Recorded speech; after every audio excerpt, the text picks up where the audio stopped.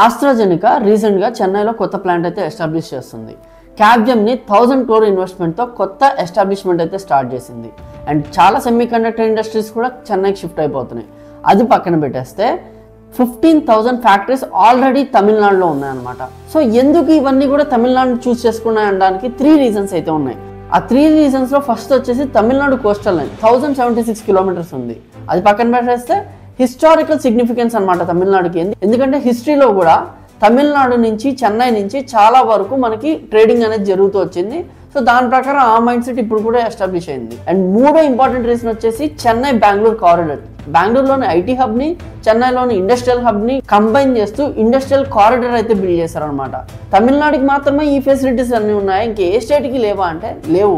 But only Andhra Pradesh has that significance. ఎందుకు అన్నా అంటే తమిళనాడు కోస్టల్ లైన్ 1076 కిలోమీటర్స్ ఉంటే ఆంధ్ర కోస్టల్ లైన్ 972 కిలోమీటర్స్ ఉంది, తక్కువేం కాదు. రెండోది వచ్చేసి Chennai is a trade centre అని హిస్టారికల్గా ఉంటే Machilipatnam was also a very good trade centre ఇది వరకు. కానీ రాను రాను దాని సిగ్నిఫికెన్స్ తగ్గిపోతూ వచ్చింది. సో దాన్ని డెవలప్ చేసుకుంటే there is a scope again. ఇంకొకటి వచ్చేసి Chennai Bengaluru industrial corridor length 560 kilometres. అంత ఇండస్ట్రియల్ లెంత్ని మేనేజ్ చేసుకుంటూ వాళ్ళు బిల్డ్ చేసుకుంటే హైదరాబాద్ విజయవాడ ఇండస్ట్రియల్ కారిడార్ వచ్చేసి 278 కిలోమీటర్స్ మాత్రమే.